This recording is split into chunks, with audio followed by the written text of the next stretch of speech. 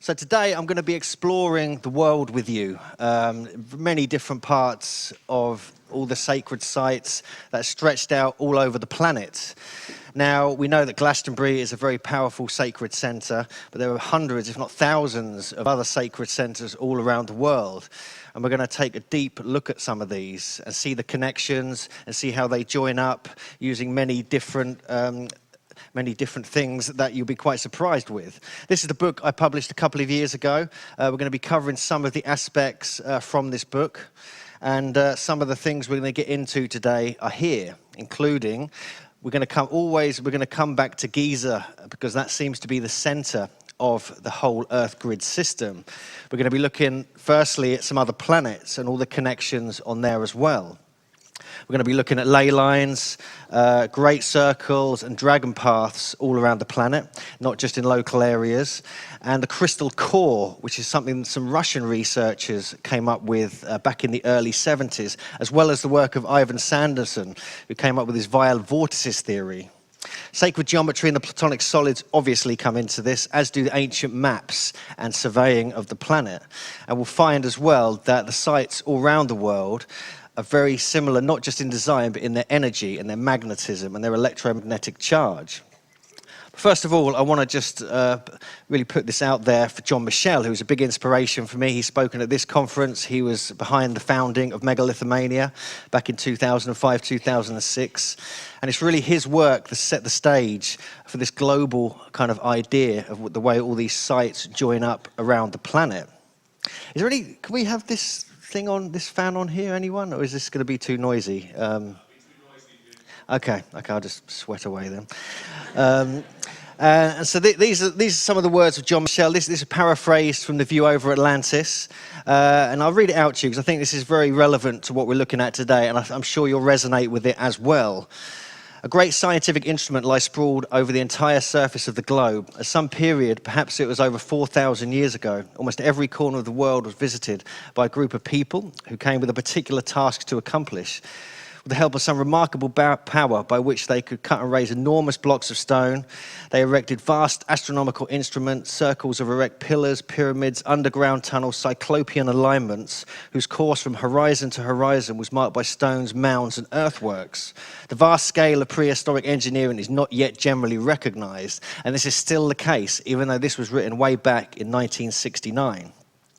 There's even some old myths and legends that refer to the Earth grid. This is a famous Hopi creation myth talking about Grandmother Spider Woman and the way she created the Earth with a crystal at the core, and the energy she put forward into this crystal core bounced back, and she created these two brothers who were represented different aspects, one with sound and one with form. And then when these bounced back off the crystal, it created these what she called spots of the fawn. And you may have heard this in some Hopi traditions. And these spots are what we now refer to as ancient sacred power spots around the world. And we'll see examples of this, not just in North America, that's where the Hopi come from, obviously, but all around the world. But first, I'd like to jump off-world. I think we'll go to Mars first, because one of the things that intrigued me and kind of I wanted more evidence that there was actually some kind of Earth grid or planetary kind of matrix. So I started looking at other planets, and I did a bit of research with John Martineau for my book before it was published.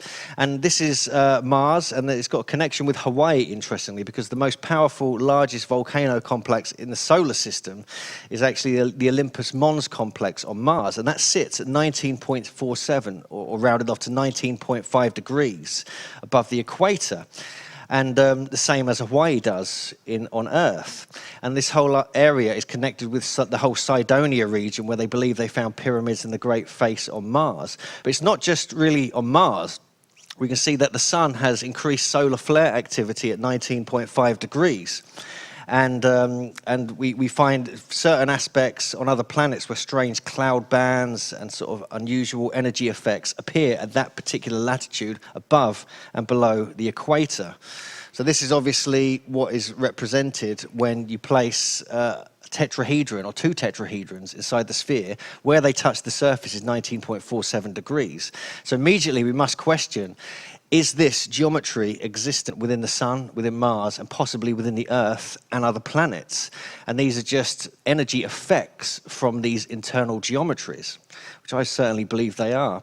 This is just some interesting geometries that I've spotted on the surface of certain moons and planets. This is Miranda, which is Uranus's moon.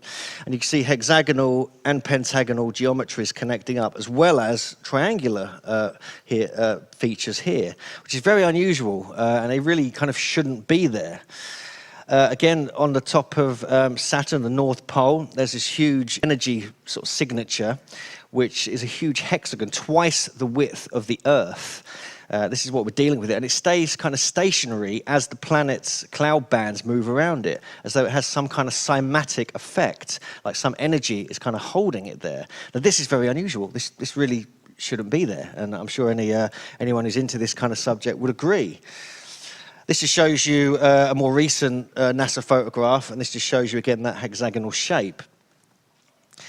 Also on Iapetus, which is one of Saturn's moons, this is a great ridge that goes all the way around the center, like the equator of the whole planet.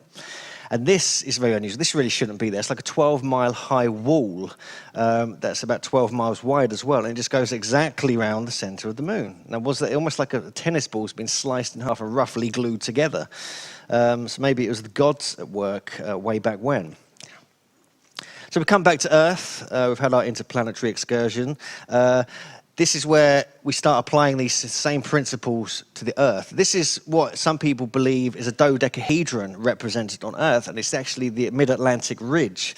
And when the top and bottom parts are placed at the North and South Pole, and you rotate it into the correct position, it kind of almost exactly follows the mid-Atlantic ridge, as though it was like there's like a dodecahedral matrix of energy within the planet.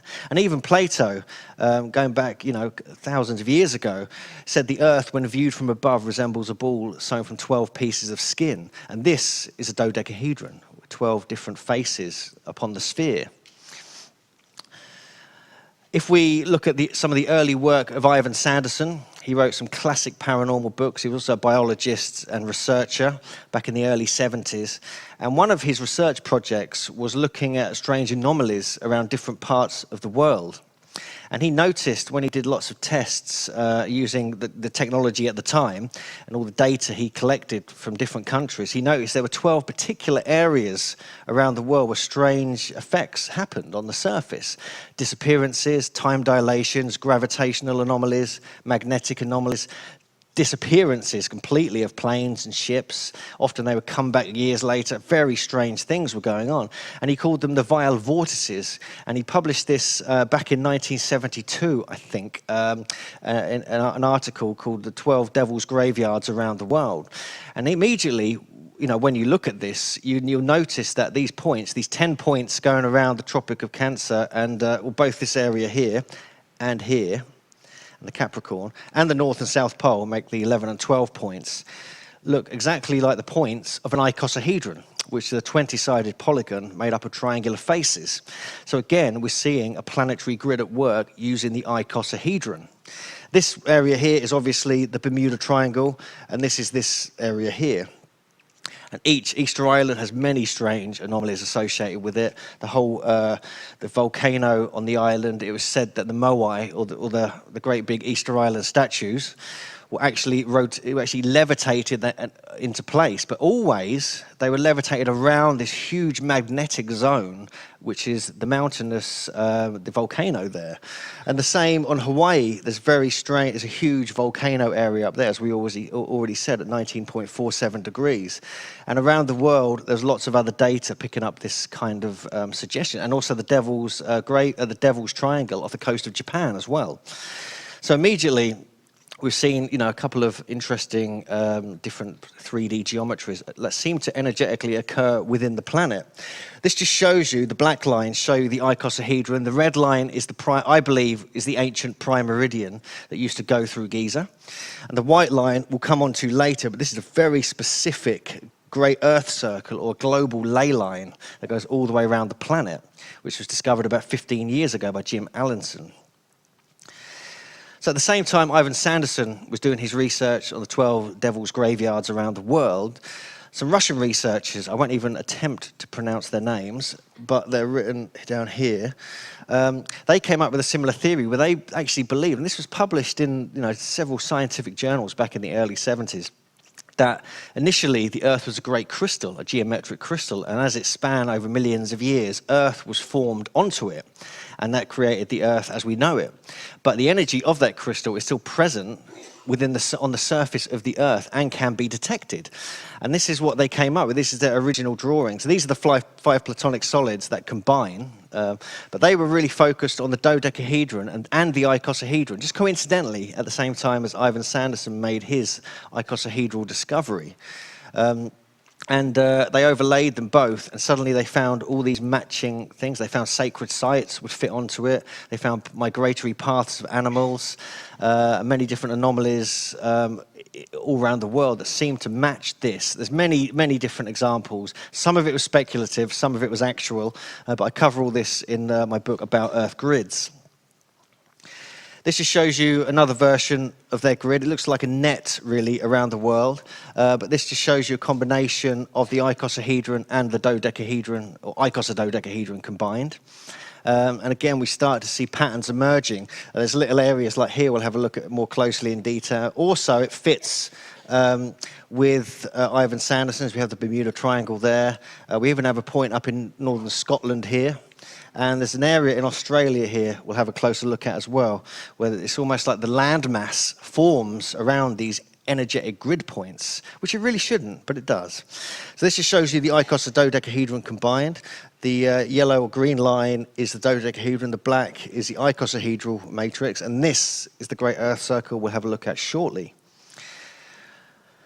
But not long after that, Bruce Cathy he was a pilot. He died recently, unfortunately. He was a sort of legendary figure in the study of Earth grids. But he really was one of the most important people when it comes to sort of decoding what was going on the planet in ancient times. When he was a pilot, he used to witness many different flight paths, UFOs, and he started mapping their flight paths around the world. And this is the kind of map he came up with over New Zealand when he plotted all these onto a map of that particular country. And he noticed they always seemed to fly in straight lines. And they used to cross and just go north, south, east, west, and that was about it. And he found that very strange, as though there was some kind of grid they were following. And you can see that here. This is kind of the map he came up with some of the major sightings marked on the map. He later had a revelation where he found a picture of this that was photographed under the sea, actually off the coast of Cape Horn in South America, and he sort of realized that must be some kind of alien antenna, although some people say it looks like a deep sea sponge, unfortunately. But when he combined that with his research in New Zealand, he came up with this grid map here, which he realized was a combination of the cube and the octahedron. So it was the other two platonic solids. Suddenly all five now were discovered by different people at different times around the world. And you can see that here. This just shows you the octahedron. The yellow is the octahedron. We still have the dodeca and the icosahedron and the prime meridian, which we'll come on to shortly. This was later developed by William Becker and Beth Hagens, who did this brilliant bit of research. They were actually they're actually teachers at university in New England, and they got all their students working on this particular map. And they designed it according to what had been discovered before them, but then applied the work of Buckminster Fuller and his Dymaxion maps and his geodetic domes designs to make it more structurally strong. And they came up with this, which is basically the same, but it's much more stable, and it makes sense for the particular shape of the Earth, which is slightly squashed. And here, suddenly, we see clearly this grid point here clearly shows the entire landmass forming around this grid point, and we see the same thing here in South America. We've got the Bermuda Triangle area there. We've got Timbuktu kind of area here, just north, the whole Giza and the whole Delta region there, and many other points. And each of these kind of points does have something significant, which is obviously I can't really go into right now. This just shows you the the European version of their original analysis they did back in the 1980s. And they kind of decided to kind of experiment and join all these lines together. They knew some of them may be ley lines or astronomical alignments. But you can see some significant ones here. This one in particular is interesting because it's very reminiscent of the St. Michael axis that was originally discovered by John Michell and then worked with by Hamish Miller and Paul Broadhurst. And also this line here is very close to the Apollo-Athena axis, which was discovered by Gene Riker, worked with by Christine Rowan and John Michell at a later date. This is actually what you can do yourself. You can actually get Google Earth and you can get Beth Hagen's grid map and actually overlay it, and you can just have certain geometries on, turn all the other ones off, and you can actually start playing with it, and you can zoom in and you can see where sites line up. So it's open for all now. This is a free application. You apply to Google Earth, and I highly recommend it. A lot of discoveries have been made just using this. I've also been working with a program designed by John Martineau, his World Grid program, which is much more specific and goes into many different geometries. And so we've found quite a few discoveries in that which have been published in the book. But again, this is a much more accurate version of the Earth. And Google Earth is surprisingly accurate when you go zooming in and want GPS locations of specific sites. I do recommend it if you want to go into detail. And just if you want to have real fun, go to megalithic.co.uk and download their app, which has got 18,000 sacred sites, which you can overlay on the Google Earth as well. So these two combined create this remarkable system of research. And I highly recommend it. Let me know what you find out. So this just shows you the latest kind of version of how they think the grid moves around in Britain. This isn't accurate. It's not exactly the Michael line, but it's not too far. It's only a couple of degrees off. This, there's many other lines you could add to this. The Bellenus line, which is what Gary Bilcliffe's been working on, fits with the Rose line as well. It almost fits in with this. Callaniche is up here. Some people suggest this point here should actually be in Callaniche, because Callaniche is like a cross shape like that in the landscape. But you can see the way it kind of neatly shapes the whole landscape of the British Isles. This just shows you the North American grid. This is one of the early maps they did, one of the ones they got their students to work on. Again, we have the Bermuda Triangle. And down here is very interesting. This is one of the oldest cultures in North America, the Hohokam. And they go back about 10,000 years, and they built all these huge canals and tunnels, and they had a very specific culture going way back into the prehistory. And they were all focused around this area here. And so you can see that there's things going on. You need to sort of get the maps out and do your homework to find out the intricate details, or buy my book. This is one of the faces of what is called, basically the map we saw before, the large world map that Becker and Huygens pulled together. When popped out into 3D, it looks like this. Now, this isn't really a recognizable form, but it's basically a combination of the icosahedron with parts of the other platonic solids melded in. It's actually called a rhombic triacontahedron. So I'm going to test you at the end, so you better remember that. So rhombic triacontahedron, just to sort of blow your minds with big words.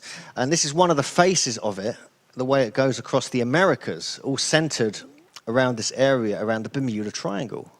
And we're actually going to the Bermuda Triangle in January, just to go on a cruise around there on this this sort of lecture cruise we're doing with David Childress and Robert Schock. So we're going to see, hopefully we won't disappear, and we'll be back. I'll keep you informed. So anyway, so we've sort of seen like the idea of the grid. This is a general overview. We don't really have a huge amount of time to kind of explore it in great detail, but hopefully that'll inspire you to either, get my book, explore it a bit further. Now you can actually use Google Earth and actually apply these yourself. You can really play, and you can really see what geometries fit over which sites, which one goes past your house, which one goes over your friend's house. So you can actually kind of, and you can, then certain geometries are different frequencies. So there might be some kind of practical kind of healing thing you can work with in the landscape. The list goes on. But now I want to get into some more geodesy or geodesy, which is really the study of the relationship of ancient sites around the world. This obviously fits in with the grid idea, and it suggests and kind of proves potentially that the ancients may well have been working with these grids, because it seems a bit far-fetched. How could they travel all around the world? How could they have all this knowledge in different areas, in different places? It doesn't make sense, because in traditional history, there was no communication across the oceans, but in real history there was. When we look at the science, diffusionism, and we look at the evidence of all the boats and ships that have been discovered, even the ones around the Giza Plateau, which are like 2000 BC or older. In England, there was quite a vast amount of sailing that was carried out from this country, going back thousands of years. There's boats being found in Peru and Mexico and many other places. So we know it was a navigational kind of system that they were working with.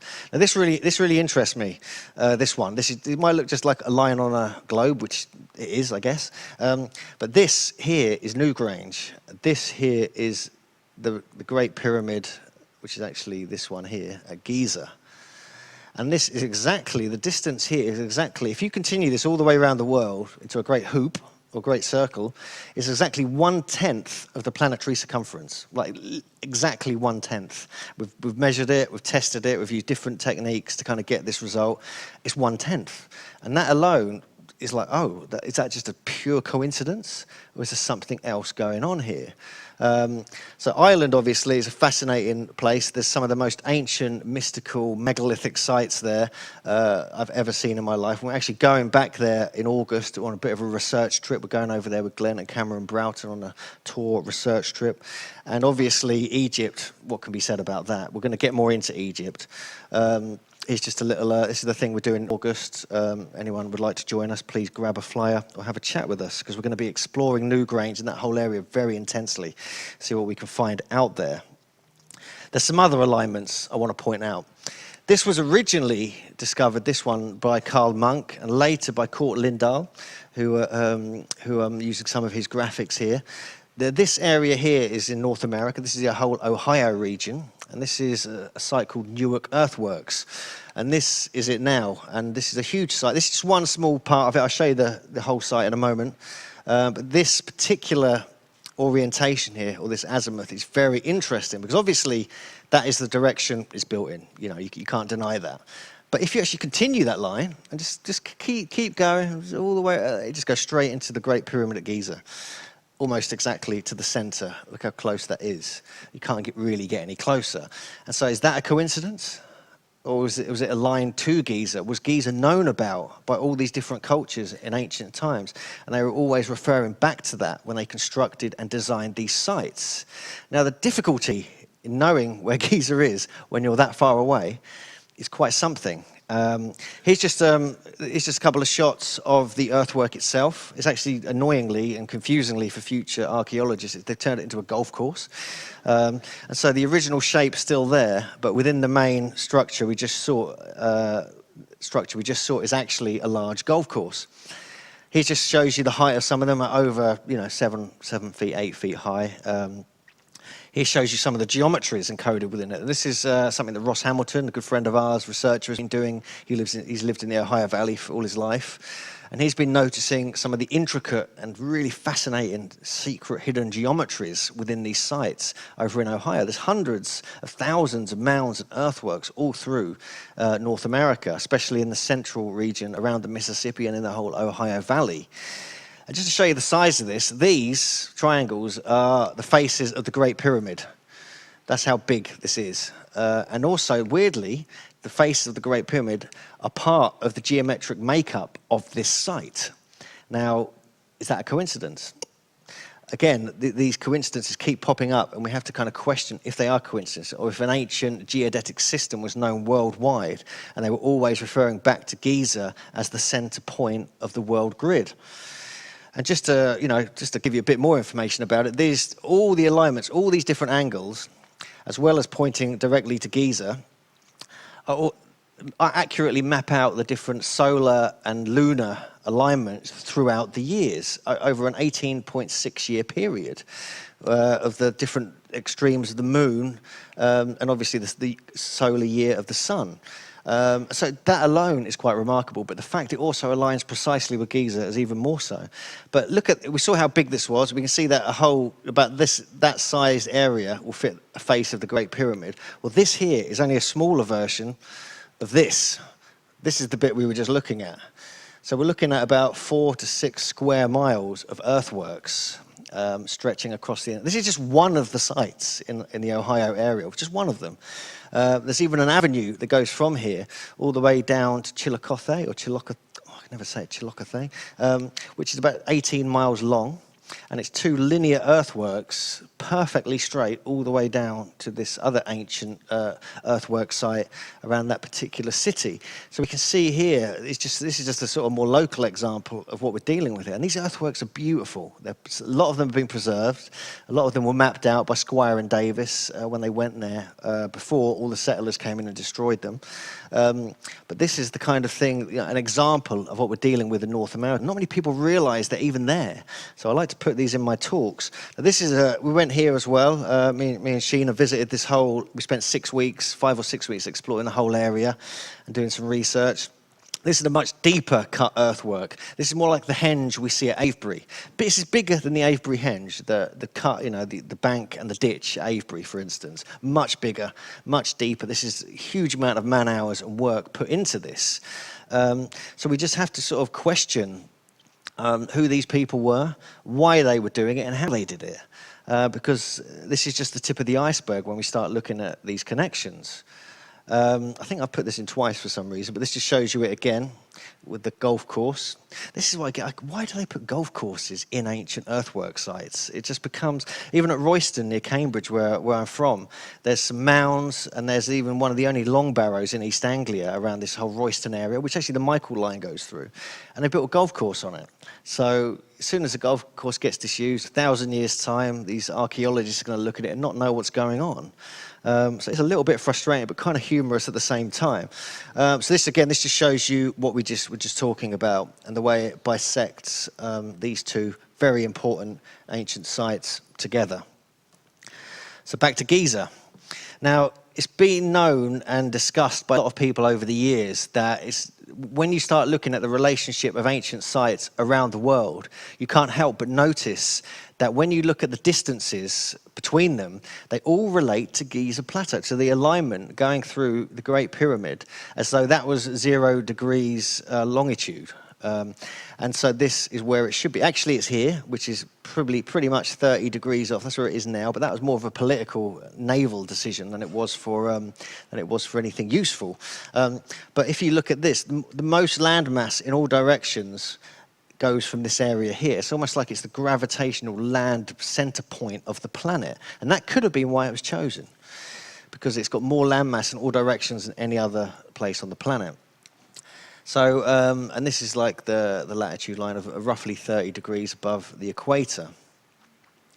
But when we start looking at the connection of other sites around the world, this is where it kind of gets a bit weird and a bit interesting. If you're into numbers, I know it's like the afternoon, you've just had a big lunch, etc. But let's plough through here, because this is actually from Graham Hancock's book, Heaven's Mirror. I'm sure many of you got it. And he noticed as well that there's lots of these different number systems that can, when you look at Easter Island, or you look at Nam Madol in the Pacific, or Angkor Wat, there's specific degrees, because there's 360 degrees in the circle, there's specific numbers of degrees away from Giza, from the Giza meridian. And the same numbers keep popping up, or divisions of the same number, i.e. 72, 144, 108. And these are all what he thought were processional numbers, which are all related to the great cycles of precession of the equinoxes. But when you look at this pentagon here, you can kind of see that they're also the internal angles of a pentagon. And this really blew my mind. When me and John Martineau started doing some research on this, and we realized that maybe it was a pentagonal system they were working with when they were designing and laying out the sites around the world. And this, again, would suggest some kind of knowledge of the Earth grid. Because these are the faces of a dodecahedron as well. And like for example, 144 degrees is 2/5 of a circle. 108 degrees is the internal angle. 72 degrees is 1/5 of the planetary circumference, and so on and so on and so on. And these are just some other examples of some more random connections from Giza to other sites. This is Quito, which is the Inca capital in Ecuador, which is 110 degrees west. It isn't a pentagonal number, but it's worth mentioning.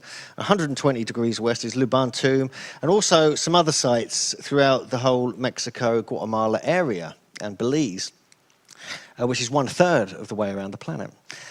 And here's just an example of lots of different things we discovered, we put in the book. These are longitudes from Giza. So, these aren't all pentagonal numbers, but they're worth showing here.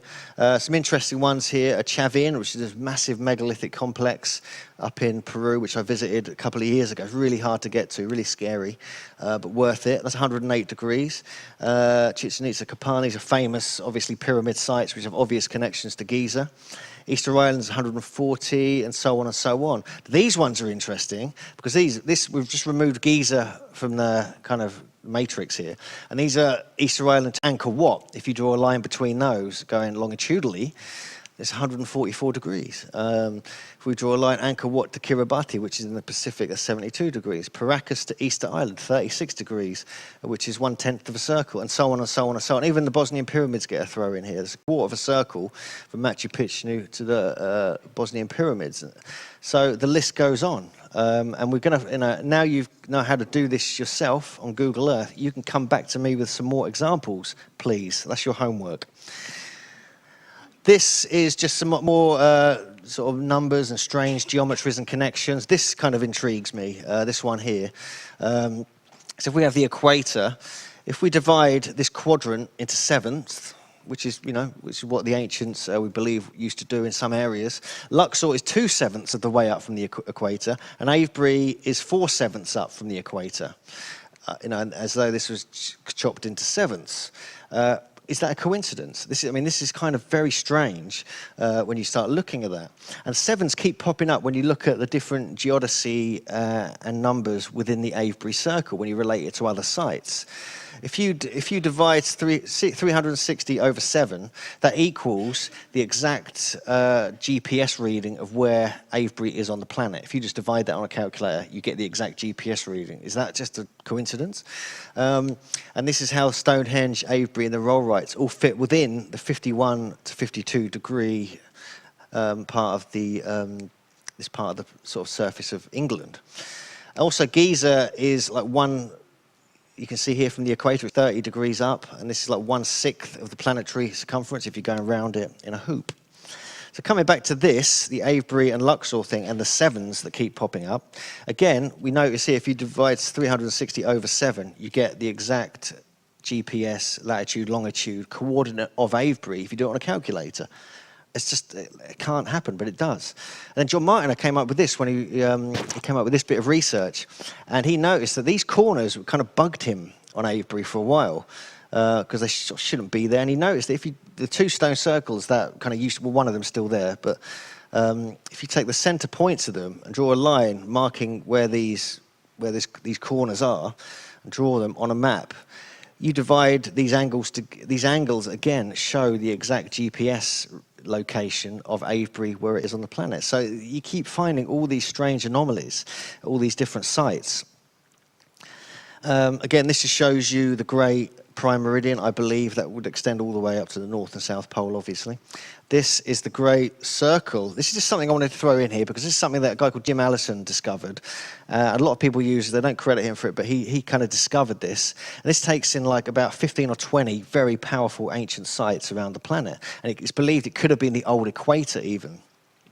For example, it takes in Nazca in Peru, Machu Picchu in Peru, Tasali in Africa, Siwa, Giza, Angkor Wat, Easter Island, and many others, all going in this great perfect circle, as though it's cutting the Earth in two. So I just wanted to sort of mention that because I think this is very important. If any of you have seen the documentary Revelation of the Pyramids, anybody seen that? They talk about the same alignment. I do recommend you see that if you're interested in this kind of stuff. But they extend it much wider. It's like 15, 20 miles wide. And then they put that all around the planet using this same alignment. And they bring in hundreds of other sites suddenly fit into this particular alignment all around the planet. But he did a very thin line and still got all these results. So good credit here for Jim Allison.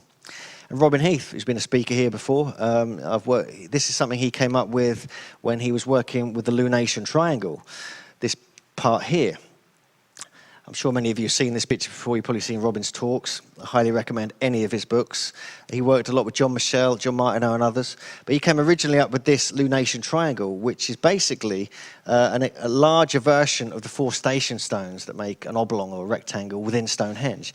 When he expanded that, he realised that the corner point touches Lundy Island, where, funnily enough, me, him and a bunch of lay hunters found a stone circle that was lost and buried for thousands of years, right at this point here. We went there back in 2008. And this is the Bluestone site where the stones from Stonehenge came from. And look, so and suddenly you have this 3-4, this sort of 12, 13, 5, 12, 13 triangle. And also he discovered this great 3-4-5 triangle. Well, these are Pythagorean triangles. These are, Pythagoras wasn't even born then when these sites were being built. But this line here particularly interests me. It's kind of really got my attention. And then I noticed that Robin Heath had actually mapped that out around the world. He'd extended it. I realised not only did it go through the Bluestone Preseli site, but when you go in this direction, it goes very close to Delphi, Giza, Mecca. It goes all the way around. It goes through the whole area of Newark and the Serpent Mound and others, and comes back through many of the megalithic sites in Ireland, back down to Preseli and Stonehenge. So that kind of blew my mind when that came forth.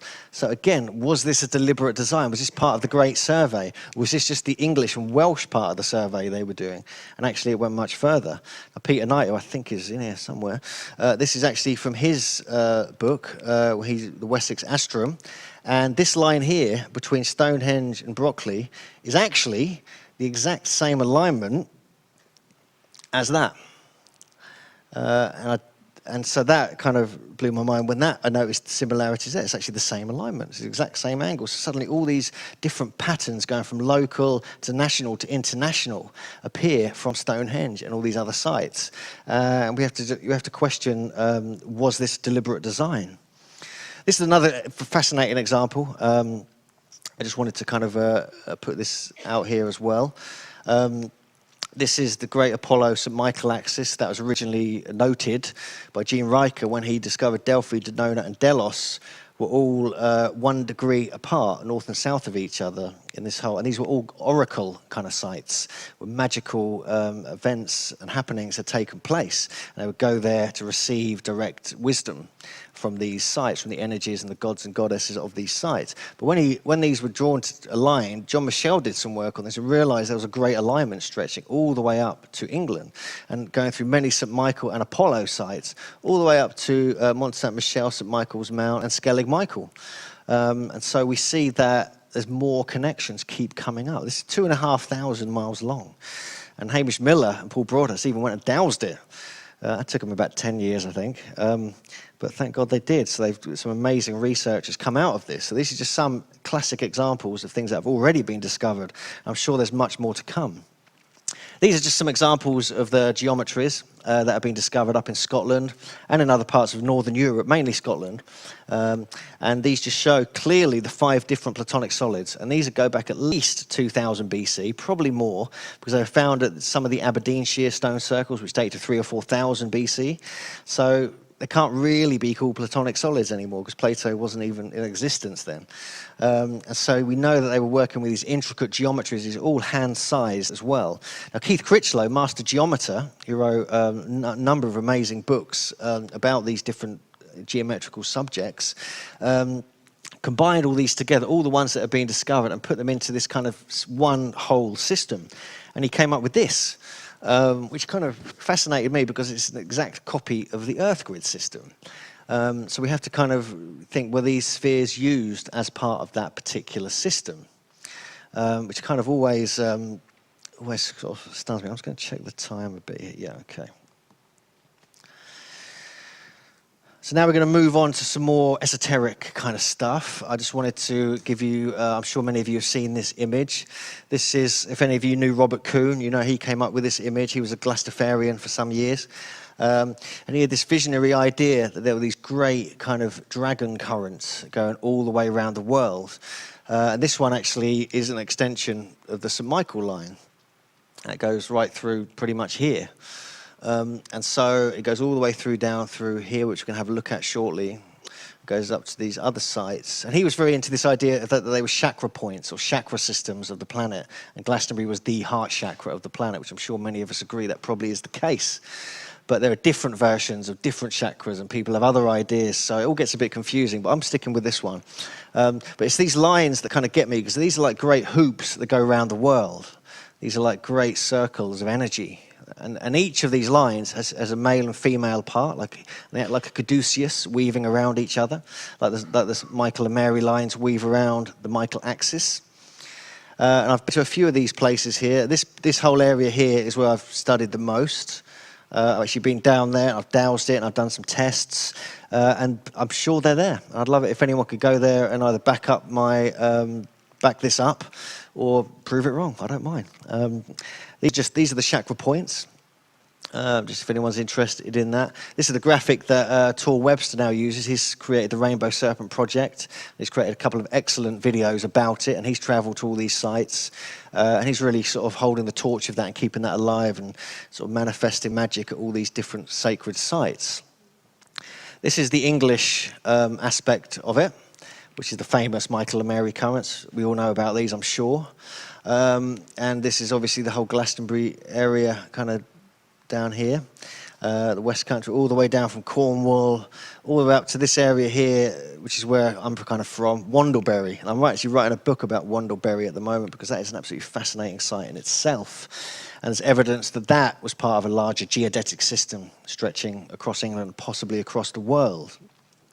Anyway, back to, this is the area in South America where we, let me just show you this, one too far.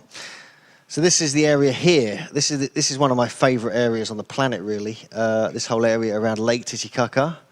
And also here, I've done a lot of travelling in this particular area. And when I went over there, I couldn't quite believe how many, how hard it was to get over to this island to start with. But also, when you go on Google Earth and you extend the Michael axis all the way around the planet, it goes exactly through the centre of the island of the sun on Lake Titicaca, which kind of really inspired me when I got there. And then I went up to the northern part of the island first and found this particular strange megalithic site here, just on the northern part. It's like a dolmen. This is a huge rock underneath it as well. These square chunks. It's almost like it was a ceremonial table. Some people say it was a sacrificial table, but I'm not sure about that. But this whole area of the island is where Viracocha, or the plumed serpent, who was the great god of the Andes, Peru and Bolivia, was said to have emerged from the lake on a raft of serpents and actually created the great Viracocha Empire, which is way before the Inca, thousands of years before the Inca. And he was a fair-skinned, bearded god with a band of travellers with him, and they taught all the arts and sciences, and it's almost like they were kind of like culture bearers. And this is the area here on the island of the sun at Lake Titicaca where he was supposed to have arisen from the lake. Down here is the area of this is where the Mary energy current, I'm probably called something else in South America. This is where the Michael energy current is. This is the main axis. This one here, this dark blue line, is the other great serpent that we saw on the main map, which we'll have a look at shortly. Again, this is the path of where the energy line goes. It goes through this, and it goes through this kind of effigy. And some people believe this is some kind of dragon or serpent effigy. I believe it looks more like a frog, to be honest with you. And there's different theories about that, about exactly what it is. But it's under here. There's a whole area where lots of offerings have been made, and seeds are placed there, and people come over, come over from the mainland, and they do ceremony and things like this.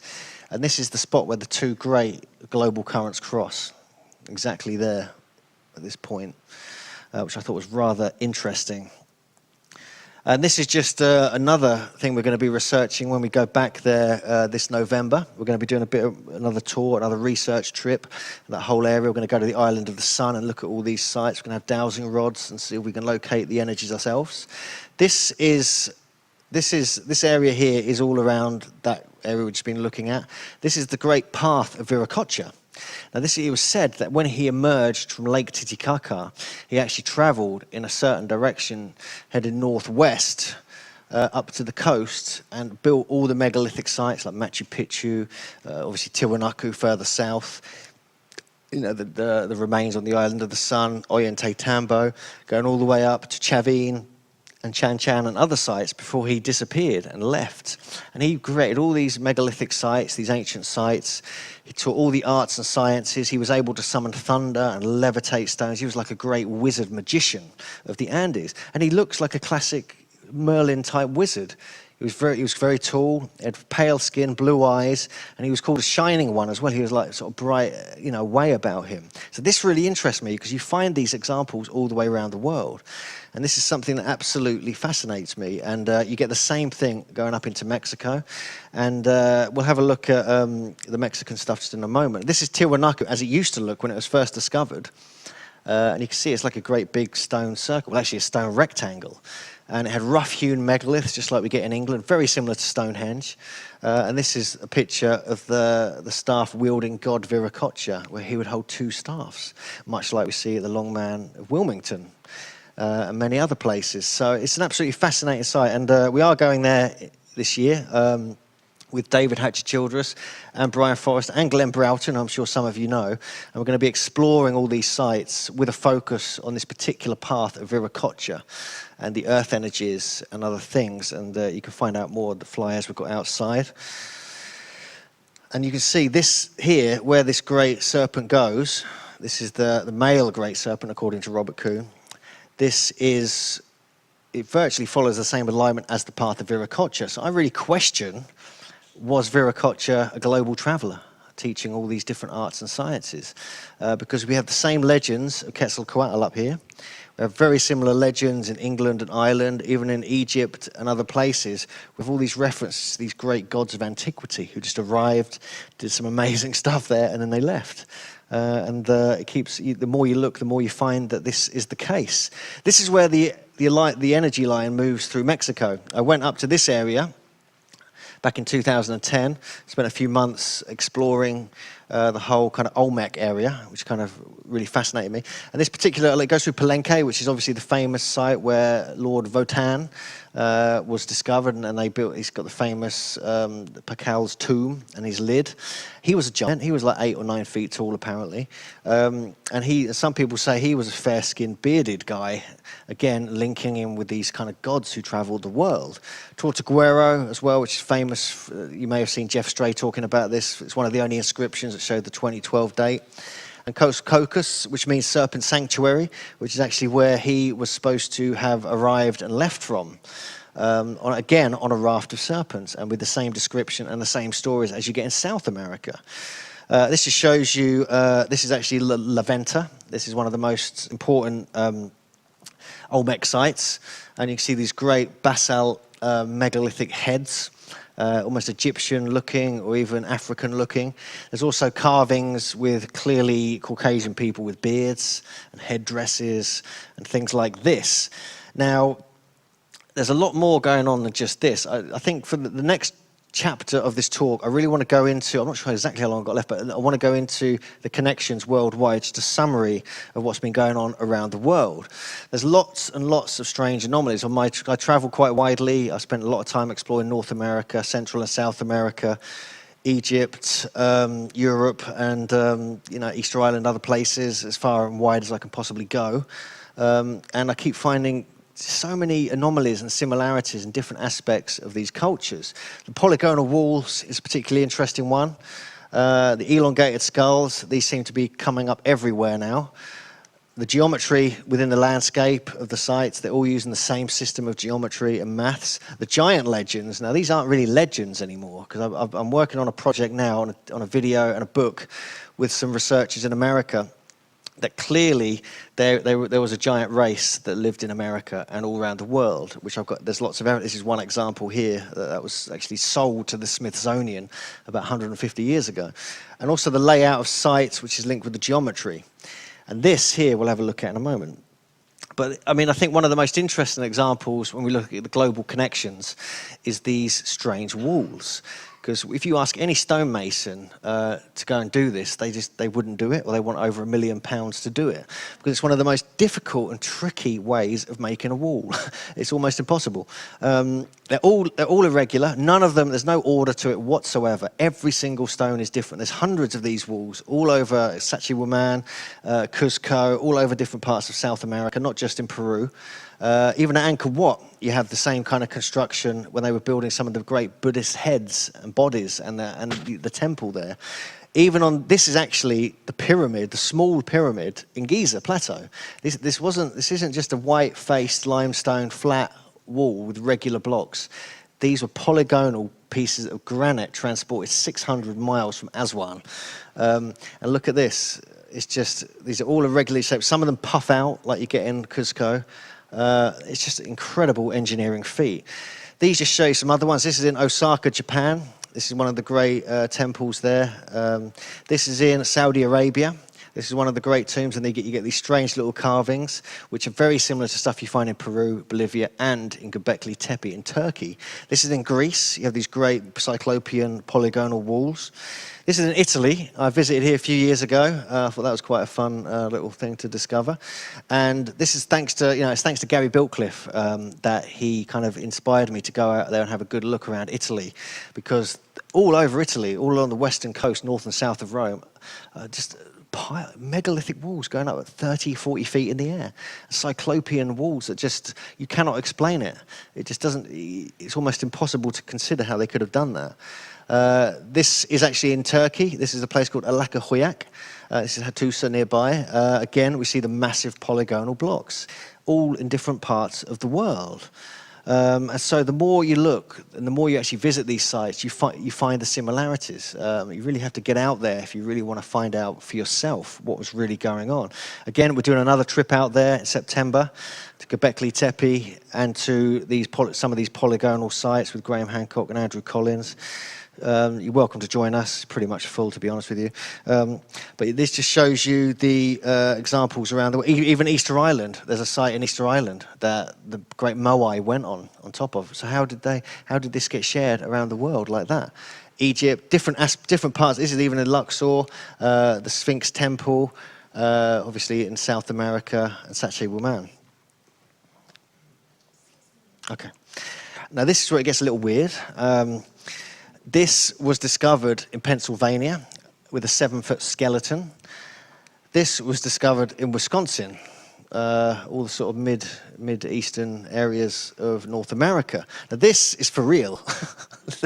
This isn't like, someone's mask or anything. This is a skull of a 7-foot beast. And it's not really known so much in North America. It's more known in Peru and Bolivia, which are these skulls here. This is something we make a big effort to visit these when we go there on our tours, our trips, because Brian Forrester is like one of the world's leading experts on this, and he actually owns, or half part owns, a museum which actually collects them. Like, they're still scattered in graveyards all over the west coast of Peru. He goes there and he collects them up and puts them in his museum. Some of them are huge. They're ridiculously big. I mean, imagine if my head was up there. I'm sure you'd have a giggle. But this is not just in Peru, but that's where the most of them are found. They're all around the world. This is different parts of Peru and Bolivia. This is an effigy from Sumeria. You get these strange skulls here which have puffed out either side. This is a very long one. And you can just see, even in Egypt, in Malta, they found like what they called the loaf skulls, and they look more like loaves of bread going way back. So it seems like there was a different race of human on Earth a few thousand years ago, and this has been heavily suppressed. And the where you find these megalithic sites, you often find the skulls. So this is kind of something that's been fascinating me. And also in Mexico as well, that isn't on here. There's several sites in the Olmec area of Mexico and up in Sonora, which is almost up at the North American border. In Sonora, they've actually found an area where not only did they find the long skulls like these, they found giant skeletons as well, going up to 8 or 9 feet tall. And also, when you look at certain places around the world, we find the people who may have built them were this tall. These giant legends we hear about all around the world aren't just legends, and I really must emphasize that. I've been doing some quite deep research on this, working with a guy called Jim Vieira and Ross Hamilton, who are based in New England and Ohio, respectively. And Ross has written a couple or 3 books about the giants that have been discovered in the mounds, like in Newark and other places, Serpent Mound, others, where they range from between 7 feet and 14 feet tall. And this has been completely suppressed by the American sort of cultural and the government and things like that. And they all get sent off to the Smithsonian Institution and they disappear. There's many have been found in the southwest region, the Four Corners area. There's a whole load of research on that. In California, there's a place called Lompoc Ranch, which I went to visit a few years ago to try and find evidence of a 12-foot skeleton that was found there that had double rows of teeth. I went there, and it was now a military zone, and you couldn't go in there. And so we know there's a lot of stories going. This was actually bought by the Smithsonian for $500, and I've seen a copy of the receipt. So the Smithsonian deny they even exist, but there's hundreds of reports of them actually buying them up. It's just another quick example. I think this is really interesting because it's not just North America. We look at there's been large skulls and skeletons found in Stonehenge. There's been huge axe heads and hammers found in some caves in North Wales, which only a 9 or 10 foot person could yield. There's been other skeletons found in Scotland and reports going way, way back. And it's all been kind of pretty much covered up in France, Turkey, China, all around the world. This is just one from New York. This was the guy who actually found some skeletons and some mounds in western New York State. And he decided to reconstruct how tall they would be. And this is over 9 feet tall. And so, we have to kind of question what was going on. Even in Ireland, there's the famous Irish giant that was discovered, like a mummified giant, which was 12 foot tall, which wasn't a fake, they don't think now. And this is the book we're working on and the video we're working on at the moment. You can see similarities. This is obviously Menantol in Cornwall, and even in New Hampshire, North America, New England, we find very similar. I've never been able to find this. I've been up there and I've not been able to find it. We have dolmens in countries they shouldn't be. This is in New York State, just 50, 60 miles north of New York. This huge megalithic dolmen, which has no explanation. And this just shows you examples of the connections around the world, from Wales to France, to Tunisia to Jordan. But even in North Korea, all over Korea and the Middle East, even in Australia, they found dolmens, Canada, South America, the list goes on. We can't help but notice there are these connections worldwide. This is one of the sites we visited, a place called Portsmouth Earthworks in Ohio. And the thing that fascinated me about these, not only are these extremely huge, but they've also been pretty much destroyed now, but luckily they were mapped by Squire and Davis. You look at this, yeah? Does that resemble Avebury at all? Little things like this, and even the avenue coming down here, which was earthworks, here they're stones, go to this sort of earthwork kind of circle here, and the sanctuary there. Another alignment going down here, which goes into like nothing. This actually crosses a really fast-moving river. They somehow managed to do that. So whether there was a bridge there, and these the only thing left really are these 2 horseshoe mounds here, which we actually hung out with. And when we went there to check it out, there's just a bunch of drunks and kids playing on the swings, which is fun. So this just shows you some examples of the connections worldwide, not only the grids and the sort of mathematics and the geometry they were using, but also the way that they use the same technologies, the same kind of mindset all around the world. And I hope this has given you some food for thought. I've got a bunch of DVDs and a couple of books if you want, or you can come and talk to me if you want to get more information about this, or you can join us on some of our tours. So thanks very much for listening. Cheers. Ladies and gentlemen, Hugh Newman. Thank you, Hugh.